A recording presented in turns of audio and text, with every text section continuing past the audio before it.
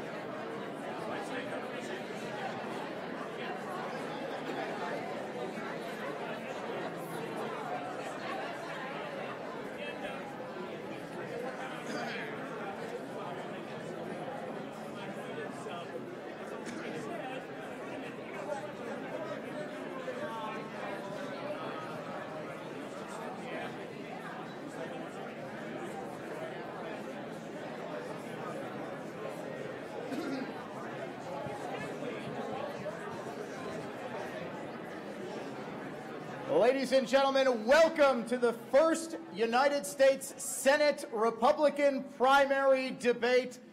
Thank you all for coming.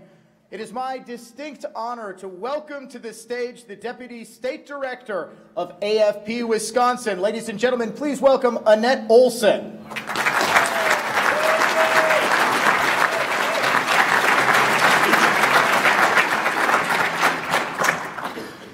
Hi, everybody. Thank you all for coming. This is really a pleasure to see so many faces that are recognizable and friendly.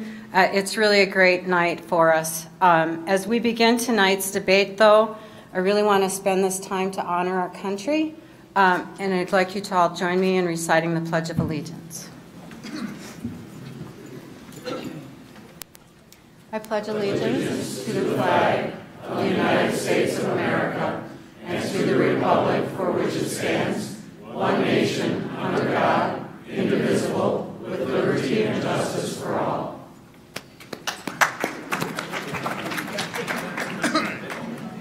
Thank you.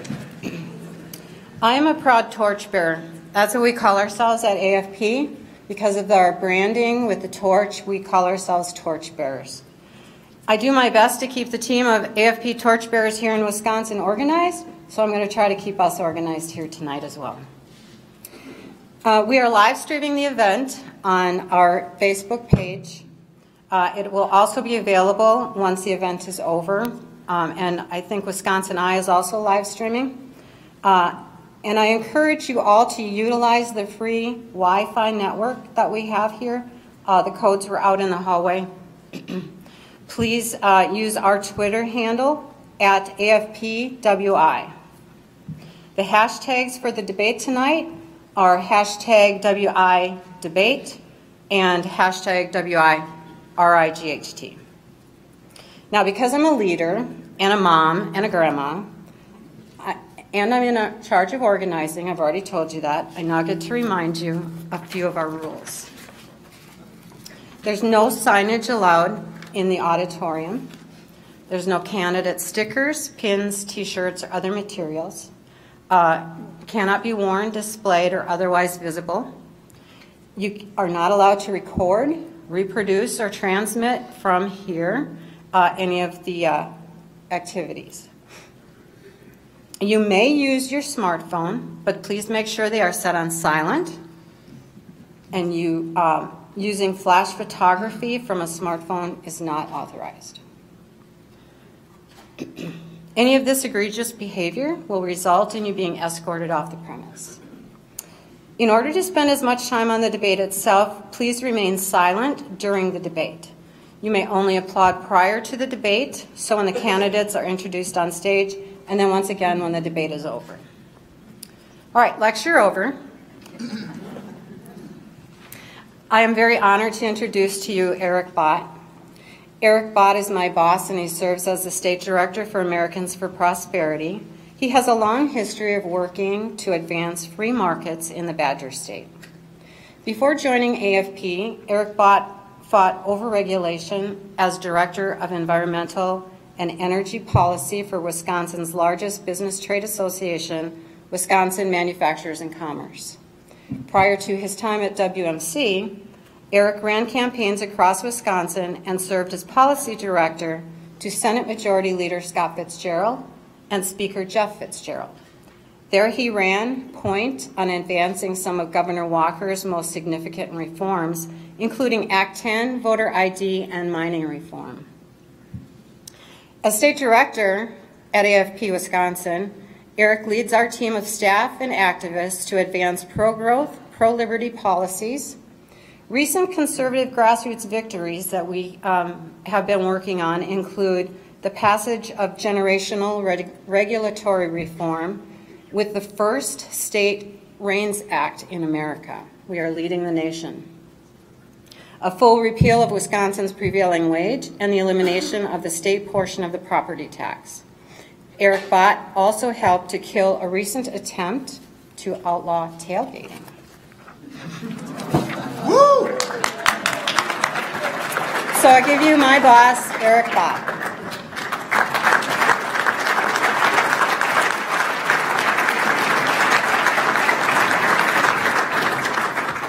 Good evening. I'm Eric Bott, the Wisconsin State Director for Americans for Prosperity. It's a great pleasure to be here before you tonight, and thank you all for coming. I just want to take a moment to tell you about AFP, our mission, and our vision. AFP's mission is very simple. Our organization exists to recruit, to educate, and to mobilize citizens in support of the policies of a free society. We believe that allowing all Americans, especially the least fortunate, to find their fulfillment and to live their own version of the American dream is critical for all our well-being. AFP is determined to protect the American dream for the next generation by promoting the principles and policies that advance liberty and freedom. Americans for Prosperity has 36 state chapters across the country, more than 3.2 million activists across America. And Wisconsin happens to be one of the larger and most active chapters with over 130,000 activists in our state. We're part of a larger network that includes organizations such as Concerned Veterans for America, the Libre Initiative, and the Freedom Partners Chamber of Commerce. Together, we work to create an environment where everyone has access to opportunity and a chance to obtain their version of the American dream. Tonight, we look forward to hearing from two candidates to share their own visions with us, their visions for a freer society, and their own ideas to help all Americans live more prosperous and fulfilling lives. I now have the distinct pleasure to welcome our moderator for the evening. As one of Milwaukee's most prominent conservative voices, he really needs no introduction. But for those of you not familiar with Dan O'Donnell, he hosts a daily talk show from 9 to 11 a.m. on WISN Milwaukee. He is a tremendous leader in promoting accountable government, in holding politicians to task when they veer from their principles. And for, we all do, right? And for promoting free markets and individual liberty. So I'm thrilled to welcome Dan O'Donnell to begin our debate. Thank you, Dan, for joining us.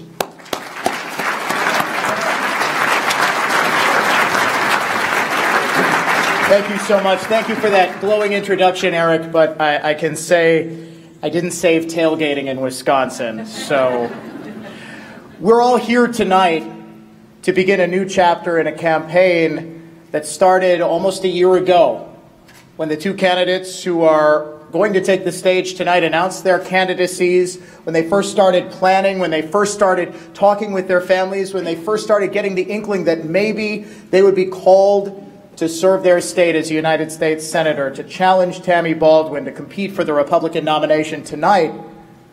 Well, we get a step closer. Tonight, for the first time, those two candidates will meet on a stage to share their ideas about a freer government, a more open government, a more conservative government, and their vision for the future of Wisconsin. Tonight's debate will feature questions from Americans for Prosperity members. Our panelists for this evening: first, Akash Chogli. He's the Director of Policy at Americans for Prosperity, and in this role, he oversees state policy advocacy efforts, focuses on labor, healthcare, education, and other national issues, tax policy as well. He's a regular contributor to the Wall Street Journal, Forbes, National Review, other publications as well. He's a regular guest on Fox News, Fox Business Network, National Public Radio, and several syndicated talk radio programs. A Rhode Island native, Akash received his bachelor's degree from Boston College in 2012 and a master's degree from George Washington University in 2015. He was named to Forbes magazine's 2016 30 Under 30 for Law and Policy. Ladies and gentlemen, please give a warm welcome to our panelist, Akash Chogli.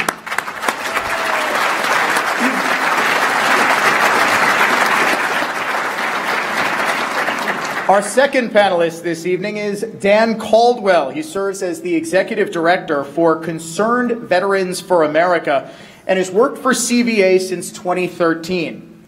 In 2005, Dan enlisted in the United States Marine Corps as an infantryman.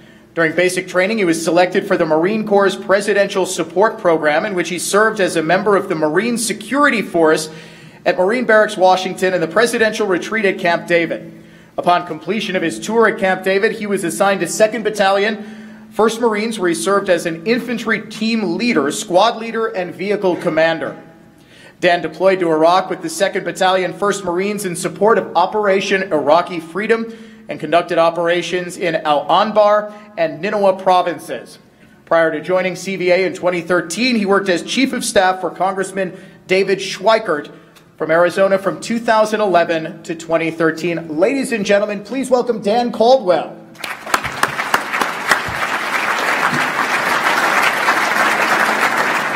And our third panelist tonight, Professor Richard Avramenko.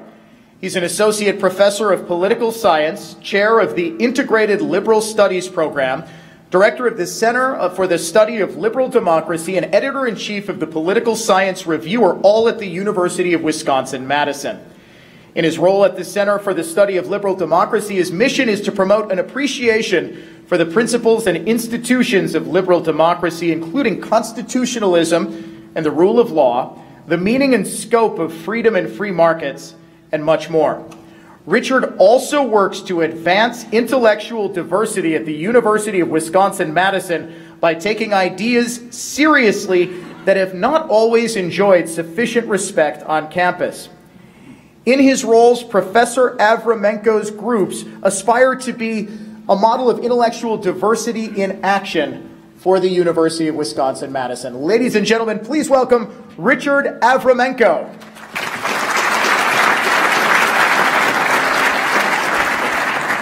And now, ladies and gentlemen, it is my distinct pleasure and honor to welcome our candidates to the stage. First, a woman who has been a familiar face and a commanding voice for conservatism and the Republican Party here in Wisconsin. As a state representative and a state senator who stood with Governor Walker and the Republican Party through some of the most challenging but ultimately fulfilling times in this state's history. Ladies and gentlemen, please give a warm welcome to State Senator Leah Vukmir.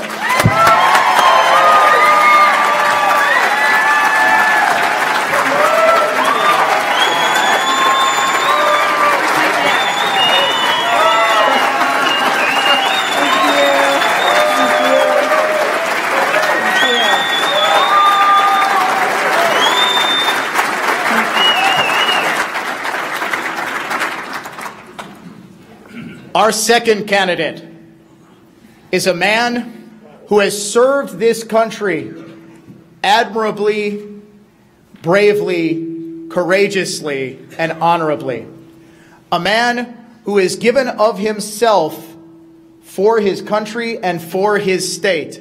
A United States Marine, a small business owner, and a man who believes in conservatism and the Republican Party's values above all, values that he has had guide him through his time in the Marines and through his career in business. Ladies and gentlemen, it is my distinct honor to welcome Kevin Nicholson.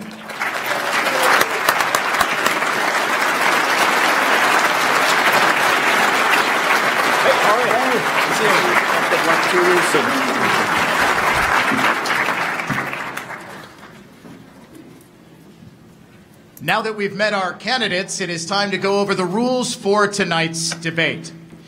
It will allow each candidate to give a 2-minute opening statement before we'll dive into questions on healthcare, jobs in the economy, infrastructure, taxes and spending, cronyism, immigration, veterans issues, and free speech. Each candidate will be permitted 2 minutes to answer the questions that are asked.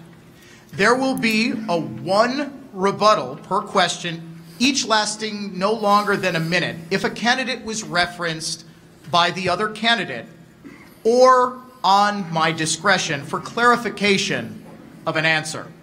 No candidate will be allowed to directly address the other candidate or pose questions to the other candidate. The questions were developed and agreed upon by all 3 members of the questioning panel and have not been shared with the candidates or anyone else. Following the questioning, candidates will receive each 3 minutes to deliver a closing statement.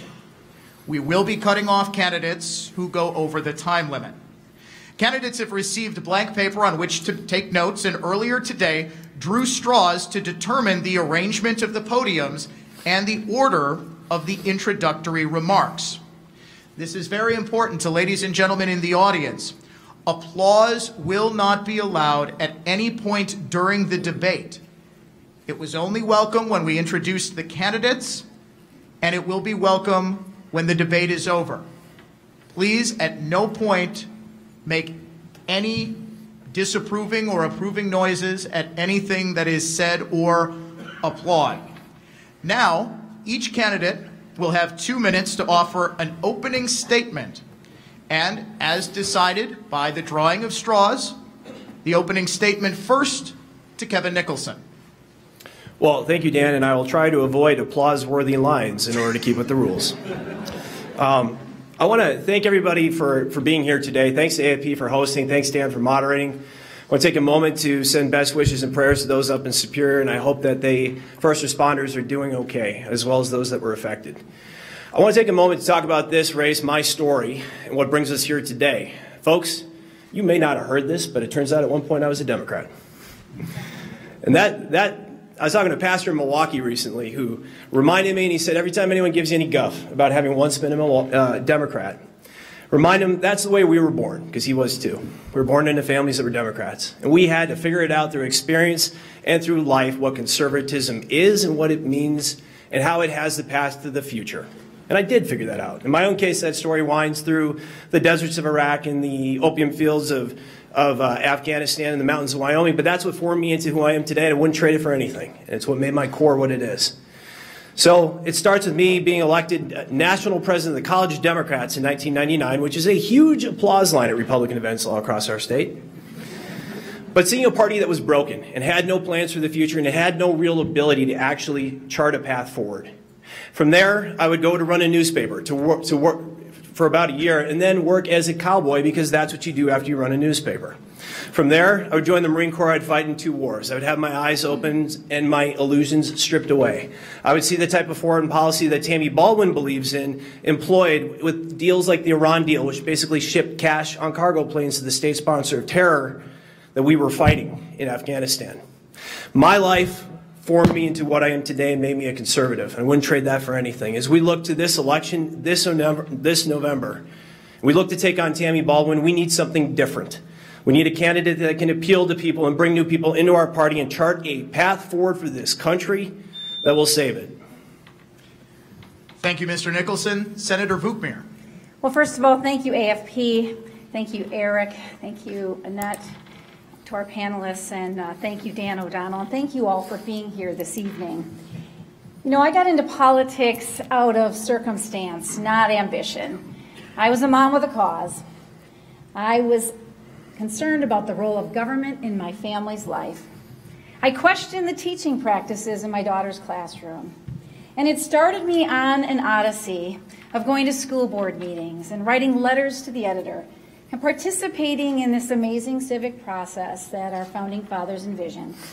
A process that each and every one of us in this room not only has the ability to participate in, but I would argue the responsibility to participate in. I stood shoulder to shoulder with Governor Walker as we broke the stranglehold of public sector unions.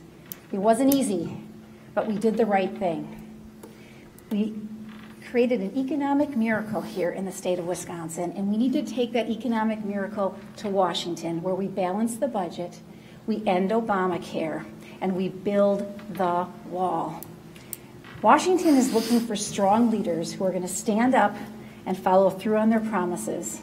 I've seen it, I've done it, and I'm going to do it again in Washington. Thank you. Thank you, Senator Vukmir. We will now get into questions. Since Kevin Nicholson went first with the introductions, each candidate will get the same question, but going first on the first question will be Senator Vukmir. The first question from Professor Avramenko. Thank you. What do you see as the most significant health care problems in America, and what solutions will you propose in the U.S. Senate? Obamacare, plain and simple. I could talk an hour on this, but I only have 2 minutes. Let's just say, as a nurse, I really understand the issues that are affecting our nation in terms of health care reform, and Obamacare is an utter failure. First, we need to return this back to the states, because in Wisconsin, we were able to take care of our health care problems long before Obamacare. Obamacare made us stop our great programs. We had one of the lowest uninsured rates. We took care of people with pre-existing conditions before it was cool to take care of people with pre-existing conditions. And we had a robust insurance market. So what do? It's very simple. An army of consumers is needed with information and tools with which to make decisions about their health care. The army, that's you, that's me, that's all of us. With information, that means transparency. That means the ability to walk into your doctor and know exactly how much each procedure costs. And then the tools. We have to have the ability to use our own healthcare dollars in an account that is ours, that's portable, that isn't tied to our insurance, to our employer. And then we have to get rid of the mandates that are requiring that every insurance plan looks the same. We need to break that up so we create a real market. You put all of that together, and that's how we change Obamacare. We get the federal government out of it, bring it back to the states. Thank you very much. Mr. Nicholson, same question to you. We'll tell you what the answer is not. It's not the VA. That's Tammy Baldwin's answer for the future of health care. Tammy Baldwin is one of the first senators to sign on to Bernie Care and say we need more government intervention in health care than we have currently with Obamacare. Let's talk about that VA. I've seen that VA held up, and don't get me wrong, folks, I've been a patient. My Marines have been our currently patients, so I care a lot about that. But that is a single-payer, government-run healthcare system. So when Tammy Baldwin turned a blind eye to the VA and those that were dying in Toma and saw their lives threatened, she was also showing you exactly how she would act if she had you in a similar system, a system which completely gets rid of any notion of choice, of price transparency, or consumer control. And those are the things that we need in healthcare. Take every problem that we have in American healthcare. No one knows what anything costs. Just the other week, my son got hit in the head with a hockey stick. He's here today. Connor, well done. Took him in the hospital, and he's sitting there, and he's got a small scratch. Doctor walks in and asks me what my deductible is going to be. Well, I mean, let's just say it's enough for a couple stitches. A couple $1,000s later, folks, after a little bit of glue is applied to his eye, you see the American healthcare system in action. We need to be able to see what things cost. You need to be able to spend your healthcare dollars intelligently and wisely. And at the end of the day, you need to have choices amongst different providers. And if you do those things, you will drive down the aggregate cost of healthcare, none of which can Tammy Baldwin in any way, shape, or form provide as a solution. Second question, Akash Chogli. Right to Try legislation provides terminal patients and their families with greater access to alternative treatments. Opponents argue that it provides false hope. Where do you stand on Right to Try? So if you've been diagnosed with a terminal illness, it's your body. Let's talk about our Constitution for a moment because it applies directly to this question. Your life is yours. Our Constitution makes that painfully clear right at the outset. Whether born or unborn, your life matters. And since your life is imbued with God-given rights, you have the ability, folks, to go out and procure the health care that you need. Now, we have rules and regulations in place for the vetting of pharmaceuticals and healthcare technology, as we should. But those that have been diagnosed, those of us amongst us that have been diagnosed with any type of terminal illness, deserve the opportunity to go out and take a try, to actually save their life and spend more time on earth with their family, their friends, and their loved ones. Because heaven everlasting might be our reward, but we only get so much time here on earth. And let's be honest, folks, that system that's been put in place to protect the patents of pharmaceuticals and healthcare technology companies, it's convoluted. It's been built by lobbyists, insiders, folks that put up obstacles to new market entry. So yes, Right to Try helps to break down those barriers and give those that have terminal illnesses an opportunity. And let's flip this whole thing on its head and talk about, well, what's the alternative system out there? Yeah, I mentioned the VA a moment ago as a kind of a government answer to healthcare. Anybody heard about that kid over in the UK where his parents actually are not being allowed to take him abroad to seek treatment to save his life? That's the mentality of the left. Those are the people that will take your life from you and deny you the opportunity to save your children's life. That's a slippery slope, folks. They don't get to control our health care. They don't get to control your future. We need to fight and make sure that you retain those choices, and Right to Try is just one sensible step to help break down barriers and give people on this earth an opportunity to save their lives. Thank you. Senator Vukmir. Well, thank you. Not only do I support the legislation, but I passed it through my Senate Health Committee in Wisconsin, and I voted for it and I supported it. And I was disappointed that it didn't pass at the federal level. Senator Ron Johnson, our great senator, has been a champion of this issue at the federal level. And I spoke with him quite a bit during the time that we were trying to get our legislation through. Look, as a nurse, I have actually sat at the bedside of people at the end of life. And I understand what families go through. I've sat there, I've held their hands. We have to give hope to individuals at that stage of their life. There is so much promise in medicine in our country, and there are opportunities that exist beyond what we understand in terms of FDA. But here's an opportunity at the end of life to give people opportunities, or if they have an unusual illness, this is a chance for us to give hope, and it's also a chance for us to learn what works and what doesn't work. And that's why one of the things I tried so hard when we put this bill through was to add a requirement that we had some accountability to this legislation, so we have follow-up, so we see what works, so we can learn from the lessons and hopefully pass those lessons on for other people so that they may receive hope for the cures that they need for their illnesses. So yes, I support it wholeheartedly. Moving on from healthcare to jobs and the economy, the third question of tonight's debate will first go to Senator Vukmir, and Dan Caldwell has it. Do you support the recent tariffs on imported washing machine, electronics, and steel? And if so, how do you respond to the argument that these tariffs will increase prices for regular Americans and hurt Wisconsin's manufacturing and agricultural industries? Clearly, one of the reasons why Donald Trump was elected is because he's a great negotiator. The art of the deal, let's face it. And one of the things I think we know about President Donald Trump is he is going to try to negotiate better deals for our country. Let's face it, China is a bad actor, and they're eating our lunch. We have a $375 billion trade deficit with China. They're stealing our technology. They're forcing our companies to give up their trade secrets.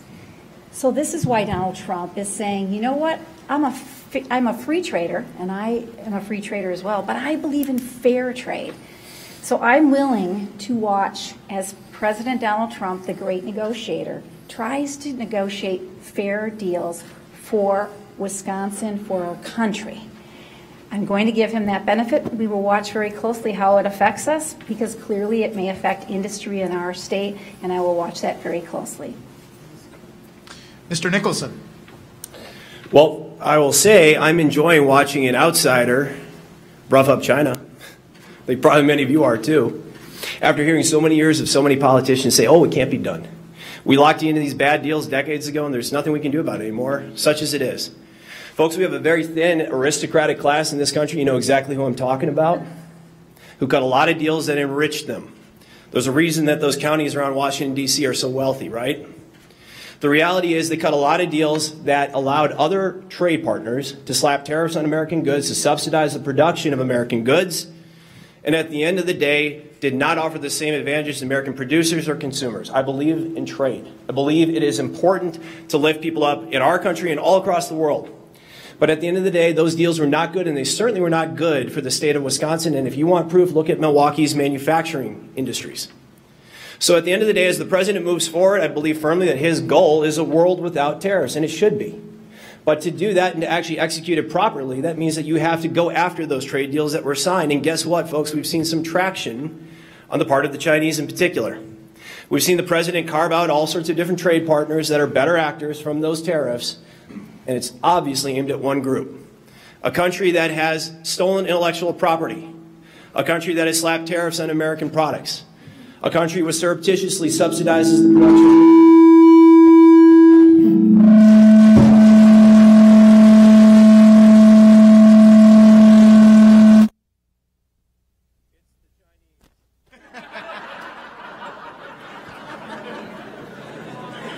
You should have known it. We will, of course, give you, Mr. Nicholson, time to finish your... You can't let them take that from me. Darn it, folks. I knew they would come after me. I was actually going to blame Russian hacking. Oh, yeah, that was the Chinese. I think we all know that. But the reality is that these deals were signed and they were inked and they did not actually advantage the American people. So let's say to our trade partners, let's start over, let's do this right. And that's clearly the president's goal. The goal is to break the tariffs and get rid of those tariffs and to actually enter into intelligent and strategic trade that actually benefits both the American people and our trade partners. That's the goal. Thank you, Mr. Nicholson. Moving on to the next question from Professor Avramenko. Do you support the recent tax reform approved by Congress? Do you see the need for future tax reform and relief? Is that me first? That is you first, yes. Okay. Yes, I do, but it's a good step in the right direction. It is not complete. And look, a couple of key things that you saw after that tax reform was passed, which the Democrats all said would never occur. One of which was billions of dollars flowing back into our country and being invested in American companies that actually do and will create American jobs. That's the goal. That's what conservatives have been saying for a long time. If we get tax reform in place that actually incentivizes companies to bring home their earnings, they will, and they did. The other thing that you saw pay raises going to the American people and the people of the state of Wisconsin. That was real. That is real. And we're going to see more of that going forward. People keeping their money, people keeping their resources in their homes and in their households, that makes sense. Pulling resources away from the people of our state and away from the people of the United States of America, it just simply does not work. What we need going forward, the principles that we must always apply, low, broad, and consistently applied tax rates, with as few tools given to politicians as possible, folks, because the insiders, the politicians, they will use those tools to punish the industries that they want to punish, to reward the industries that they want to reward. The less tools they have to actually do that, the better for all of us, the better for you and your families. So keep those rates low, consistent and broad. Allow companies to plan for the future, to invest intelligently. Allow them to keep their capital here in the United States of America and invest it. Those should always be the policies that we put into place. And the only folks that are actually going to do that are outsiders, because the insiders are all making money and getting money from the industries that benefit from the status quo. Senator Bookmere. Well, thank you. It was a great start, and I'm really glad that it was passed. Very important step. And as I've traveled across the state of Wisconsin, people are thrilled that they have an extra $2,000 in their pockets. They're not looking at it as breadcrumbs, as Nancy Pelosi called it.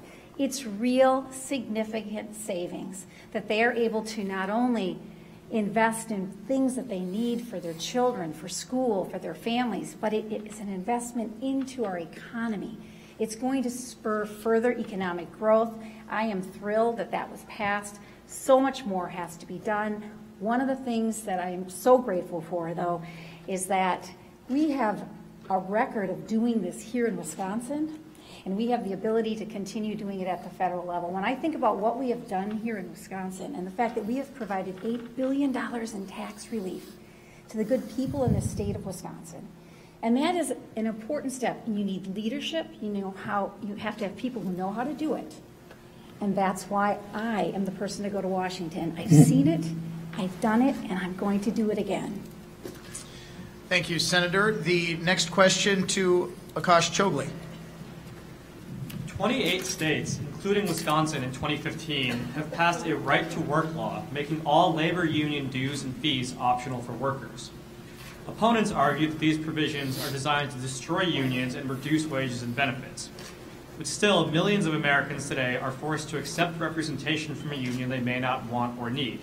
In fact, one study showed that 94% of workers represented by a union today never actually voted for that union to represent them. The vast majority simply inherited a union that was voted in years or even decades before they took the job.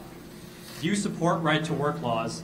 And if so, how would you attempt to reform federal labor law to increase worker freedom and to make labor unions more accountable to workers? Senator Vukmir, you first. Sure. Well, first of all, not only do I support right-to-work laws, but I voted for it here in Wisconsin, and I feel very strongly about it. This is a decision that states should be making. As somebody who believes in federalism, states should be making these decisions. Look, no one should be forced at all to put their hard-earned dollars into a union that is going to take that money and perhaps use it to support a candidate or an idea or philosophy that they don't agree in. I've spoken to so many people across the state who are so relieved that we were able to remove that from them. It's a freedom issue. You should have the right to work. That's what it is called, the right to work wherever and with whomever you want to work. It's so incredibly important. I'm glad that we did it here in Wisconsin. It's something that should be done on a state-by-state basis, and clearly we have shown that there are 28 states now that have done it. The momentum is there, but I've got to tell you, it wouldn't have happened if states weren't bold like we were here in Wisconsin. And you have to have strong leaders who are going to say, enough is enough, and stand up, and that creates that trickle effect for other states to want to do it. We've led, and more states will follow. Thank you, Mr. Nicholson. Sure. So this is all about choice, and it's all about accountability. It's about allowing people to make a choice with their future, with their funds and their money. And guess what? That actually keeps unions more accountable. So when and where unions do exist, and where workers have decided that it's for some reason advantageous for them to form a union, they can do so. But it is critically important that that union understand that at any moment, any member can choose to decertify, leave, and not pay the dues. And so unions then are held accountable, both, in politics, but also, too, if they serve a purpose of any kind in advocating for workers, let those workers have leverage over them to actually make a choice. Only a politician would come up with a system that says you must join a union and then basically hand cash over to that union, which, by the way, of course, there's a quid pro quo, and that tends to run to the Democrat Party, where those unions will then funnel cash to those politicians in order to keep that stream coming. Doesn't make any sense. And it never has. It's not been good for workers, and frankly, it's not even been good for those in the union trade. The idea is this: get beyond all that, allow people choice, and in any way, shape, or form that you can, take down any kind of barriers that force people into unions. And we've seen it in our own state with public sector unions. When people are given the option, they choose not to join. That tells me quite convincingly, as it should tell you too, that that union was not providing any kind of market value to those folks. That's proof positive. Because if it was, you don't need a mandatory membership due, right? We join things because they make sense for us to do so. If you're an NRA member, you've made a choice to join the NRA because you believe it advocates for something that's important to you. That's why I joined. But at the end of the day, no one had to make me do so. That is what union members deserve absolutely, and across this entire country. Thank you so much. Moving on now to infrastructure, and the next question from Dan Caldwell. President Trump recently unveiled an infrastructure package that would increase spending by $200 billion, but is paid for by cuts elsewhere in the federal budget. However, there are groups in Washington that want to spend more on infrastructure by raising the gas tax. The U.S. Chamber of Commerce, for example, wants to raise the gas tax by 25 cents. On average, this would increase taxes on American families by $300. Do you support raising the gas tax? Why or why not? I do not. I do not support raising it, and I've already signed the pledge to not raise taxes, and here's why. We do not have a revenue collection problem as a U.S. federal government. And frankly, that tax reform bill that was just passed is the kind of thing that is going to, over the long term, increase revenues to the federal government because it's going to encourage economic growth, which is how you always want to increase revenues to the federal government, is through growth. Low tax rates encourage growth, which actually grow coffers for the federal government. So let's leave that aside for a moment. Now, a gas tax, I'm all about investing wisely into our infrastructure. Let's talk about our roads, our bridges. Hey, we here in the state of Wisconsin, we know about rough roads. We've seen it. You have to maintain them. Like any business, the federal government should put all their infrastructure on a maintenance cycle. You depreciate assets. Any of you working in business know this already. You have to be smart about what you pay for, how you maintain it, and then plan for it to end at some point so you can build a new one. Our federal government doesn't do that very well. But folks, we're not going to go broke off of spending intelligently on infrastructure. We're going to go broke because of our long-term promises and obligations. You know what I'm talking about: Medicare, Medicaid, Social Security, these promises that have been made to people that politicians cannot reconcile. That is what drives our spending issues. And those that just say, oh, well, let's increase the gas tax, well, the problem is this. They're going to take that money and they're going to spend it on the next who knows what project. We all know it's not really going to go into maintenance and infrastructure, actual maintenance and rebuild. That's the issue. So let's get spending discipline into the federal government. Let's be honest about our long-term obligations.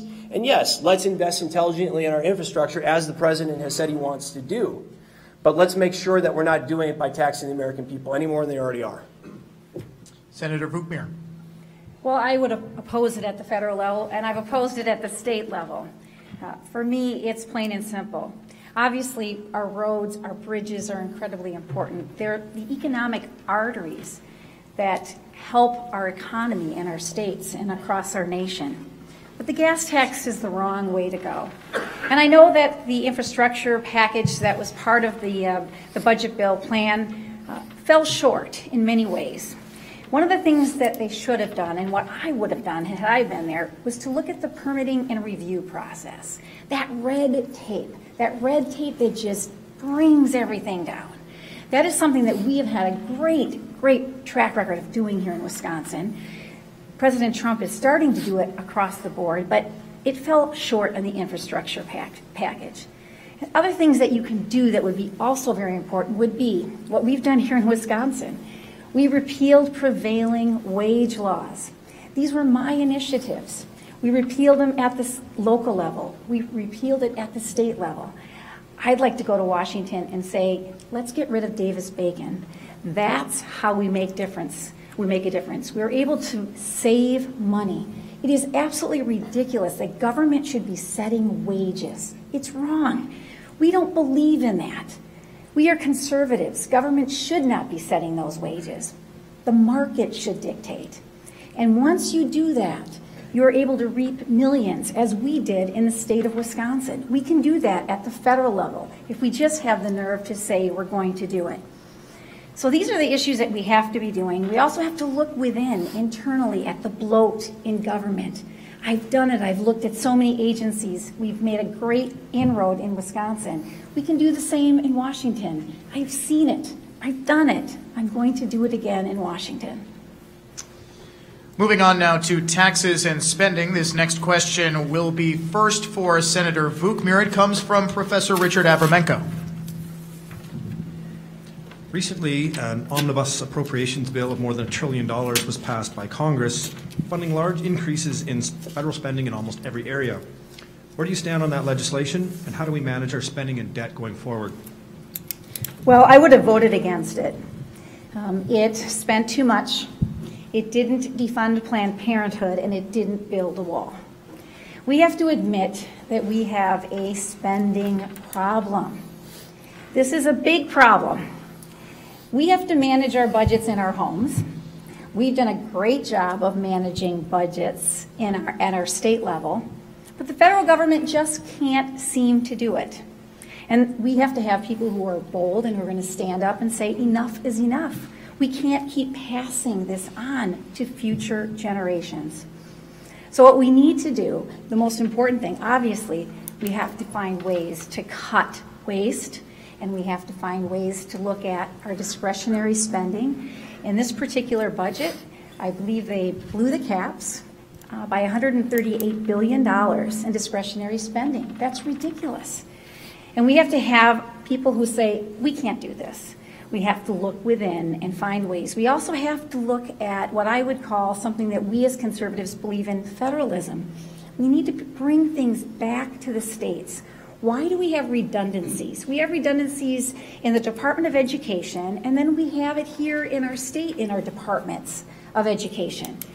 And that would be much better, we would be much better suited if we would bring that money back to the states and let the states administer the programs the way they know how and the way they see fit. They're closer to the problems. We need people who are going to think like that. And we've had that opportunity of thinking that way in Wisconsin because we were faced with a $3.6 billion budget deficit. We couldn't just print money. We couldn't just kick the problem down the road. We had to take bold actions, and that's what we did. You need individuals to go to Washington who are going to take bold actions. I've done that. I'll do it again. Mr. Nicholson. So this is really a question of, are you willing to push back on leadership? That's really it. I'm endorsed by Senator Ted Cruz and by Senator Mike Lee, two folks that push back on leadership quite a bit at the federal level. So let's talk about that for just a moment and the importance of that. Talk to those senators and I've talked to others about the trap that happens over and over and again. This omnibus bill rolling down the tracks for weeks in advance, folks, those senators didn't see that bill until you heard about it. 2,000 plus pages landing on their desk with about 48 hours to sign it. That's a real serious problem. What's more, those senators don't have any real chance not just to read it, but to amend it, to change it. And what's more, that money just sloshes into the federal government. Who knows what it gets spent on? We know what they claim, or we know maybe weeks after the fact what they claim it was going to be spent on, but they're not really restricted in any way or shape or form. The only folks that actually have an ability to go there and do something about this are those that are willing to push back on some of the processes by which politicians run the federal government. That means people withholding those omnibus bills to the last second. And you got to be willing to say, no, I will not vote for that. And by the way, this isn't my career. So the worst you're ever going to threaten me with is that you're not going to help me in my next reelection. Okay? I know people that died for this country, folks. That's a sacrifice. Standing up to somebody and saying in an omnibus bill that spends trillions of dollars without any real analysis, and then having them threaten you with your reelect, that's not a risk in any way, shape, or form. That's what senators are supposed to do. And folks, the definition of insanity is to just keep doing the same thing over and over again, sending politicians to Washington who say, I'm going to do it different, I promise. But then they fall in line with leadership because that is the way the system is designed to work. They put in financial incentives, political incentives. They corral you. Heck, they talk about locking you in rooms. The question is, will you stand up? Look at the company I keep. I will stand up. Thank you very much, Mr. Nicholson. The next question is going to be on cronyism in government, and it comes from Akash Chogli. The Export-Import Bank is a Depression-era agency that provides billions in taxpayer-backed assistance to big business and foreign corporations in places like China and Mexico. Proponents say it's necessary to promote U.S. manufacturing, while critics say it picks winners and losers and puts taxpayers on the hook for risky loans. Where do you stand, and would you support ending the Export-Import Bank? So I would. It needs to go. It is a byproduct of bad trade deals, and we just talked about this a moment ago when we discussed trade earlier. I think one of the points the president has made once again is we have signed a series of bad trade deals with numerous countries across the world. And those trade deals have created a system whereby politicians have said, well, I'll tell you what, I signed a terrible deal for you, but I'm going to create this bank. And this bank is going to dole out favors to you depending on how much you donate to me.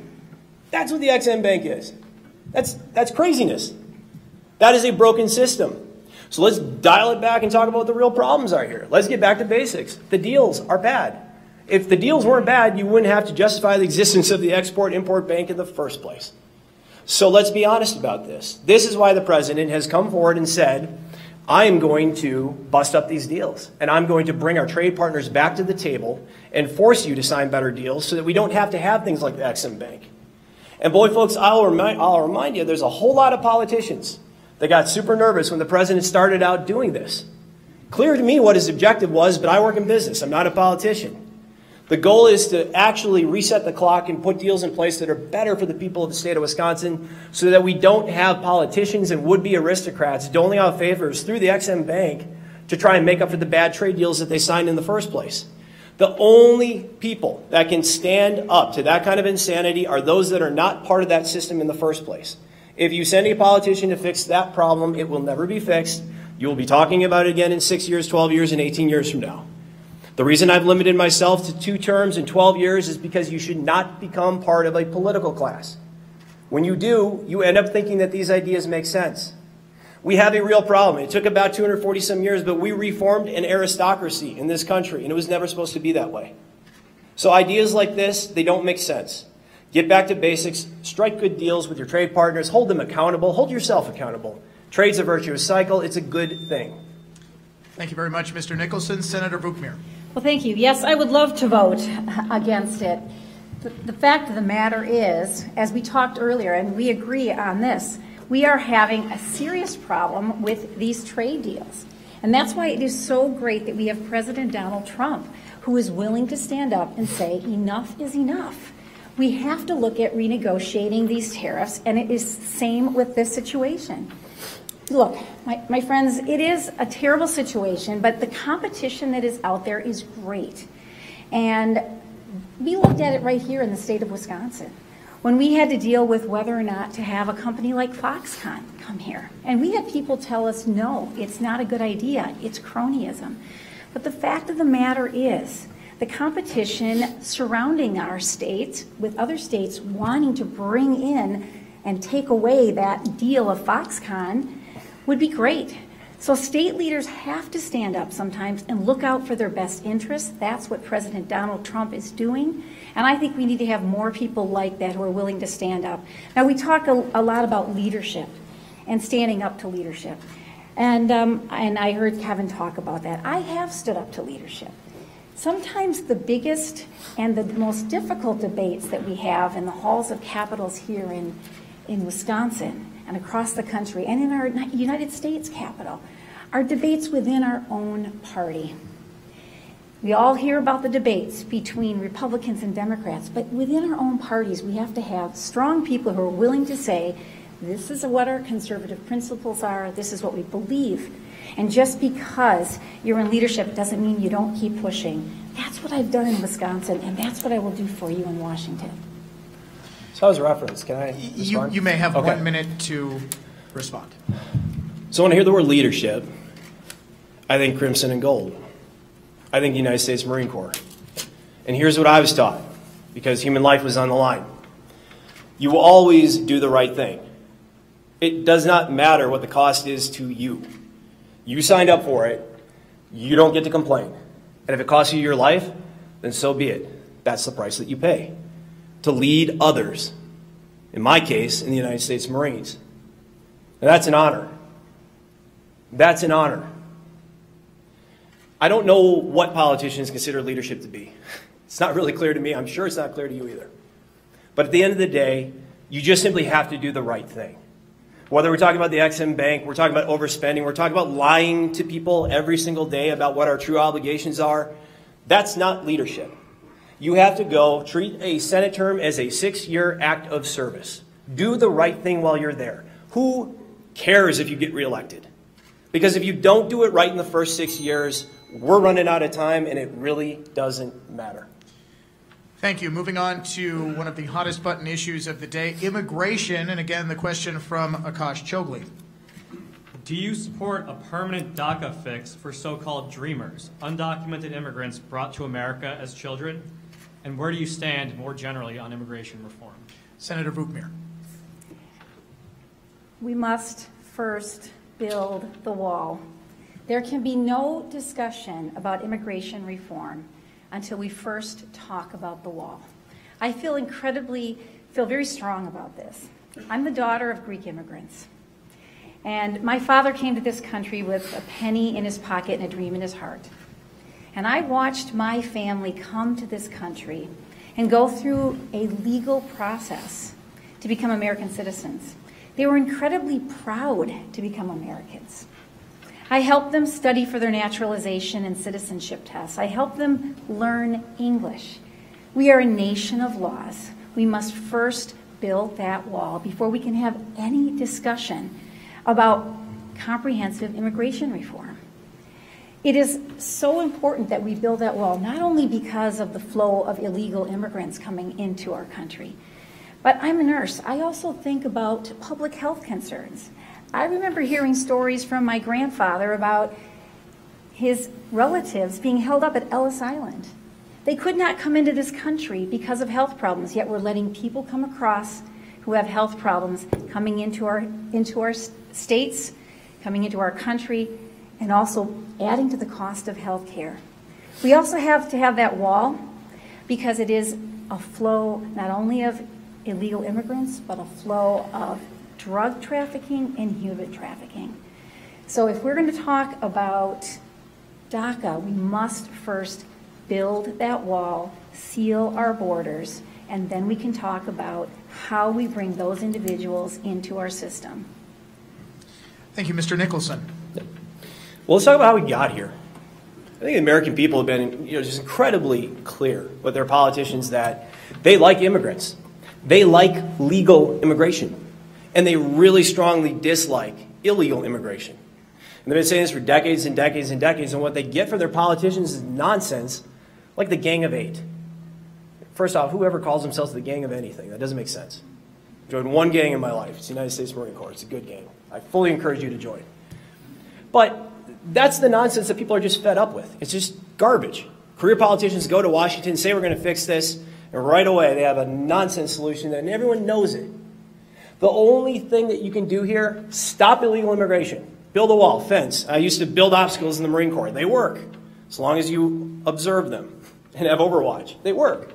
Then, once you've stopped illegal immigration, put in place a sustainable and honestly sustainable, economically justifiable immigration plan that brings people to this country that want to become citizens, that want to buy into both its rights, but also its responsibilities. People that want to become citizens. That is what we want here. Now, any kind of DACA fix will be part of the post-introduction of the barrier to illegal immigration and part of that sustainable path going forward. But first, you have to stop illegal immigration. And folks, I just want to say this quick because it is darn true. And we as conservatives need to carry this message forward any time this issue is brought up. Any advocate of illegal immigration, and I'm talking about Tammy Baldwin today, or unfettered immigration, is somebody who believes in abusing human rights. And you all know what I mean. It's somebody who wants to bring someone here and make them less than a citizen. Someone they can take advantage of politically or economically. They want cheap votes and they want cheap labor. We as citizens need to push back on that, send non-politicians to Washington that come from our citizenry and understand why we're so fed up with this. The people that come to this country should be citizens and they should want to be, but they should do so legally. Thank you, sir. Moving on to an issue that has hit close to home here in Wisconsin, VA choice and conditions at Veterans Affairs facilities. Dan Caldwell. As I know you are both aware, the Department of Veterans Affairs has been rocked by scandal over the last 4 years. Here in Wisconsin, the Toma VA Medical Center has not been immune to this dynamic. There have been reports of unsanitary conditions, whistleblower retaliation, and worst of all, the overprescription of opioids that in several cases led to the deaths of veterans. In Wisconsin and across the country, there are literally hundreds of thousands of veterans waiting long periods of time, often 30, 60, 120 days for critical care. Do you support giving every veteran who qualifies for the VA and uses the VA healthcare system the ability to choose to use their benefits at a VA hospital or at a private sector provider? Me? That goes to All right, Kevin Nicholson. That's yes. me. Well, I've been a VA patient in the past, so this hits close to home. And I mentioned the VA earlier too, that I've had Marines that have and continue to seek service at the VA. And I want to say this: the VA is no model to hold up in any way, shape, or form. There's good folks working at the VA, to be sure, and I want to make that clear. There are good people in the system. The system's broken. The system is what Tammy Baldwin envisions as the future for healthcare for all of you and for your families. That is the critical reason for removing her from office. I do absolutely unequivocally support allowing veterans to be able to have choice and whether and where they obtain their health care. And let's be real clear on that. I can envision a future for the VA which makes sense, where veterans can take their health care out in town for their routine care. If they have suffered from a brain injury, a burn injury, PTSD, or a joint injury, we should have regional specialty centers. Sometimes we can overlap those with active duty military care. We can save billions of dollars this way. We can allow veterans to get care closer to home. And trust me, I talk to veterans all across the state about this. They have to drive hours to get to a VA. And ultimately, we can let them get a higher quality of service at lower cost. That's what you all want in your lives. Why would you not want this for veterans? But let's square the circle on this. And every time Tammy Baldwin wants to talk about health care, let's remind everybody in our state about how she treats people that are caught up in government-run health care. And that is the Toma scandal. What she did was reprehensible. She unequivocally turned a blind eye to what happened in that hospital. Someone died. Other people were abused. She had an obligation to step up, and she did not do it. For that, yes, we'll hold her accountable, and that's how I'm going to beat her this November, and I will. But let's get beyond that, too, and remind everybody this is the idea of the left. Put you in a box, tell you what to do, tell you how long you have to wait. And if they don't feel like picking up the phone at 4 p.m., then they don't. You wait till Monday. That's not okay when it's your kid. It's not okay for our veterans. Allow them to go out in town, get service there, and let's create a system that actually makes sense for this century. Because the system we have now was not designed for this century. Thank you, Mr. Nicholson. Senator Bookmere. I'm a military mom, so you know that I have concerns about what happens at a VA. And I thank all in this room who have served. I thank Kevin for his service. It is so important that those who fight for our liberties and our freedoms that we enjoy every day here receive the best possible care. And they haven't been. Let's take a look at the VHA. This is one of the largest bureaucracies in the federal government. They have 1,000 medical clinics all across the country, 168 medical facilities. There are 9 million enrollees, and they have a $65 billion budget. You better believe there's bloat in there that we can get rid of.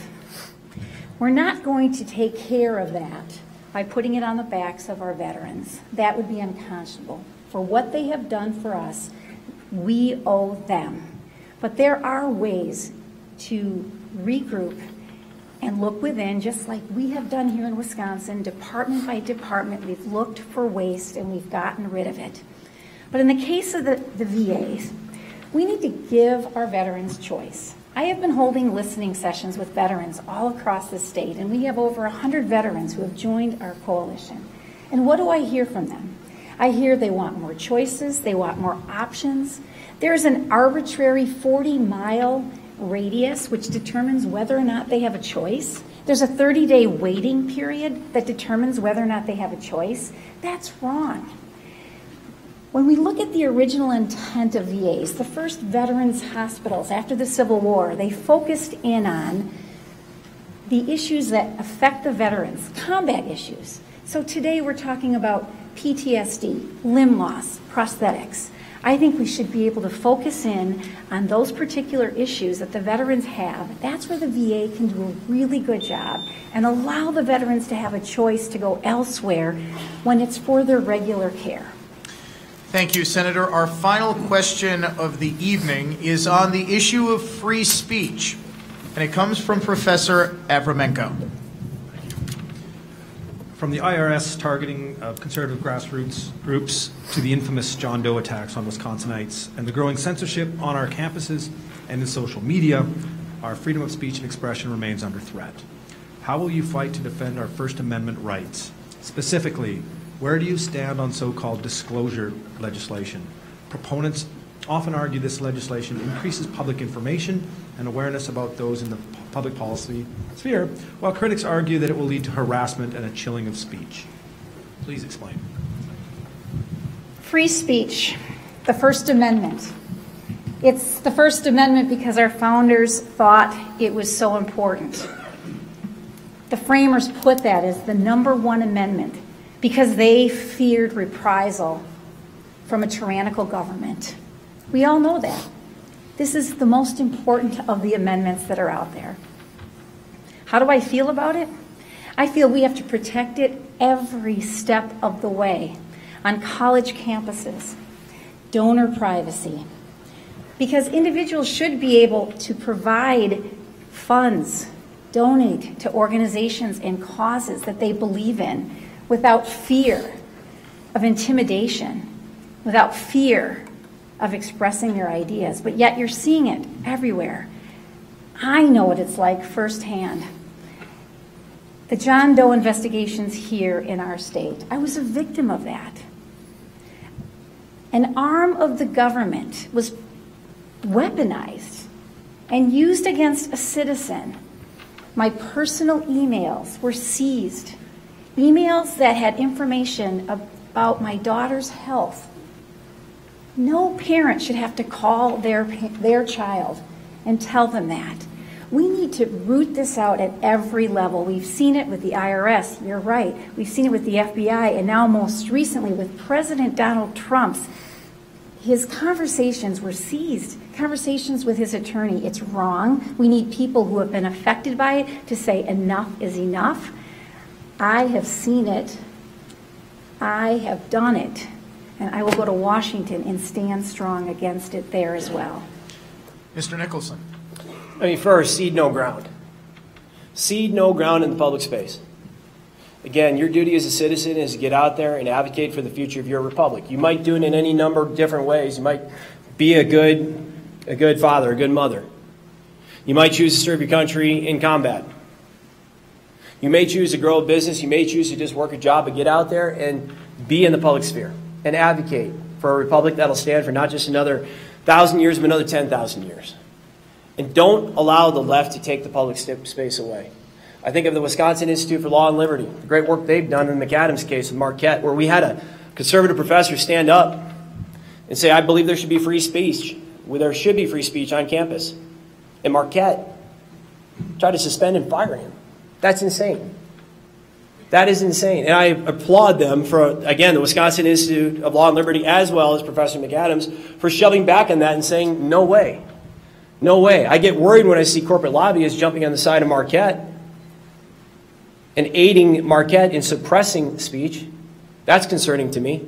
And we're seeing that right now. But let's be honest. We have to step up as leaders and be ready to shove back on any inkling of an idea that people are going to take away from us our ability to exercise our free speech. Those disclosure laws that you mentioned, they have been used to try and identify those to support causes that the left is opposed to. So no, I don't believe those disclosure policies should be allowed to go into place to allow people to be intimidated and attacked for exercising their freedom of speech. But again, it's bigger than that. Blow this whole thing out and be honest. If you, in any way, shape, or form, seed the campuses, seed the cities. Let's talk about those cities, because I will go to every corner of this state to include places where people don't always vote for Republicans, like Pewaukee, like our campuses. And we will take this message to them and say conservatism works for you and your family, and it secures a better future for our republic. That's how we win this election. Thank you, Mr. Nicholson, and thank you both. That concludes the question and answer portion of this debate. You will now each have 3 minutes for a closing statement. And since Mr. Nicholson went first for opening statements, Senator Vukmir, your closing statement. Well, thank you, AFP, once again for hosting this debate. You know, shortly after Donald Trump got elected as the 45th President of the United States, I began this journey that brought me here today to stand before you. I've traveled 60,000 miles, and I've gone to all 72 counties of this great state. And the excitement that we experienced on that election night continues today with the prospect of electing a strong conservative to stand with Donald Trump. I have a track record that you can trust. As a nurse, I understand the complex issues facing our nation. I want to go to Washington and repeal and replace Obamacare once and for all. As an NRA member and proud gun owner, I have defended your Second Amendment rights here. I will do the same in Washington. As a mom with a cause who is concerned about education, I have fought against Common Core. I have fought to expand your choices and options. I will go to Washington and tell the federal government to get out of our schools. As a military mom, you know I want a strong military to fight against the evil forces of terrorism. I have stood with our Guard and veterans here in Wisconsin. You know I will stand with the President in Washington. As the daughter of Greek immigrants, you heard my story. We are a nation of laws. I am opposed to sanctuary cities. I stand with Donald Trump when he says once and for all, let's build that wall. And as a woman of faith, I am 100% pro-life, and I will always be pro-life. There's an image of a 24-week-old baby that is seared in my mind, and I held that baby in my hands as a young nurse. I've never forgotten that baby. We must always defend life. I'm proud of what we've accomplished here in Wisconsin. We have pulled off an economic miracle, the Wisconsin way. We need to take that Wisconsin way to Washington. It is so important that we get that done. That Wisconsin way can make a difference in Washington. In Washington, the stakes are high. The problems are enormous. It's not enough to just elect any Republican to the United States Senate. We can't take chances on the unknown. We have to elect a strong, proven, consistent conservative. I've seen it, I've done it, and I'm going to Washington to do it again. Thank you. Mr. Nicholson. I feel like I might be the unknown in that variable. I am. I'm clearly different, folks. Clearly a different kind of candidate. That is what we need. If you think that we can solve our problems by sending the same solutions, you got a couple choices in this election. It's not me. You should all be honest about that, right? If you realize that our problems are so enormous and so huge, you got to be willing to break the glass and really, honestly, do it differently. And I know you all know that because you're conservatives and you see what's happening. I'm your candidate. We have to do things differently. You all knew this when you voted for Donald Trump. You all understood this when you said that we had to do something differently going forward, or we don't know if our republic is going to be standing in the near future. Folks, I'll tell you a quick story I heard recently about a Madison-based strategist, a consultant, part of the Madison swamp, as it were. He said out loud on videotape that he thought Tammy Baldwin was strategic in her choice of issues, and he thought that she was responsive to voters. Anybody here believe that? Folks at Toma don't think so. She's not responsive to them. I don't think the Iran deal is particularly strategic in that they were sending cash on cargo planes to a state sponsor of terror, but yet she supported that. That is the bubble. That is the establishment. That is why we lost that Supreme Court race recently. If we continue to replay these same mistakes, sending outsiders to do a job that citizens need to go, sending insiders to do a job that outsiders need to go and take care of, we're going to be sitting here talking about the exact same problems in 6 years. 12 years are going to be worse. 18 years, I don't know what's going to be left, and neither do you. The time is now. We have to move. We have to move with an imperative and understand the true severity of our problems. That's the message from my campaign. That's why we're winning this primary today by about 20 points. That's why we've raised over double the resources of our primary opponent. That's why Tammy Baldwin's on the run. And that's why we're going to beat her in November. Thank you. Senator Vukmir, you were referenced in that. Would you like 1 minute for a response? Absolutely. Thank you very much. I didn't realize I could do that with during the closing remarks, but I would gladly take it, especially since the time clock doesn't seem to be working, and I think that my opponent had more than the 3 minutes for his close, and he took advantage of that.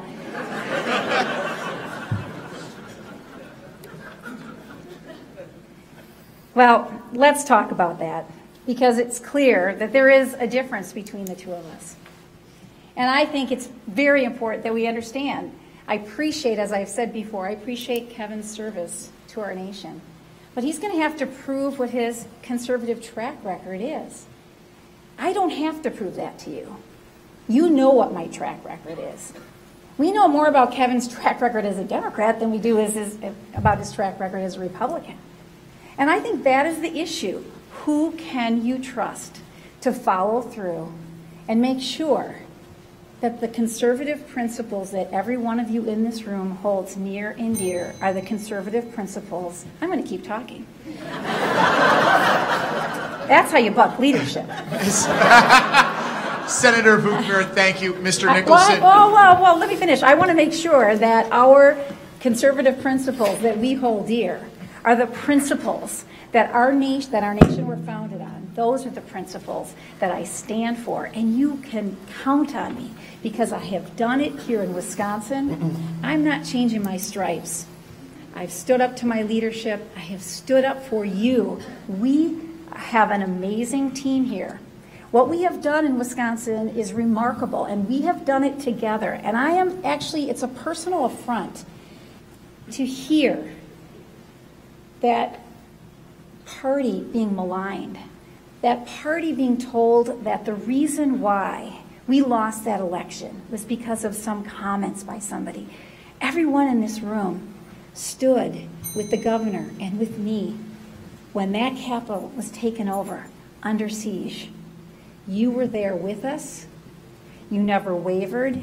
You lifted us up.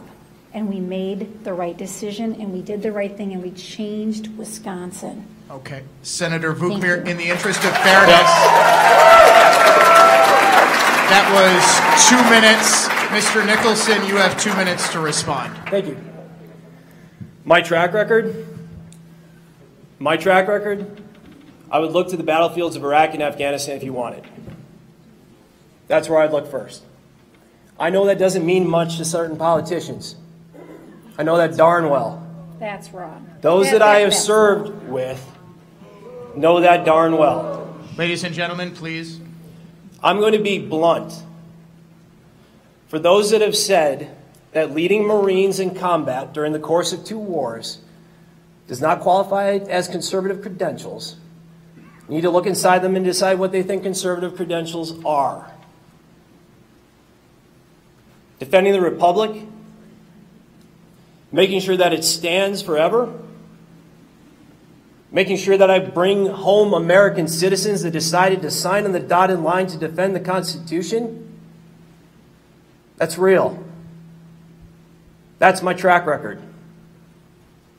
I'll sink or swim by it, and I'm proud to do so. You want to build out beyond that? Time in industry, time as a father, time as a husband, things that make you a real citizen and honestly immerse you into the culture of this country. That doesn't count as conservative principles to some. I don't have to answer that. I know you all know better. This country will sink or swim because citizens stand up and say we're sick of the political class flushing its future down the toilet. That's the truth. That's the political class that Tammy Baldwin is a part of. We will not solve our problems by sending more of the political class to Washington, D.C. to do more of the same. And again, our state full well recognizes that when we voted for Donald Trump to be president of the United States. And to now think that we can pull back and go back to doing the same old, and somehow it's going to work, denies reality. That's the mentality we need to get away from. That's the mentality that's going to save the future of this republic and not just win this election, but win the future of this country. Thank you. Thank you. I have to Ladies respond. and gentlemen. No, Dan O'Donnell, please, could I just say one thing? Because I have to respond. That was a very, very low blow to say that I don't respect you. And I want to make sure everyone in this room knows that. I respect your service, and I'm grateful for your service, Kevin. And I didn't really, that was really a low blow on your part. And I would ask you to apologize.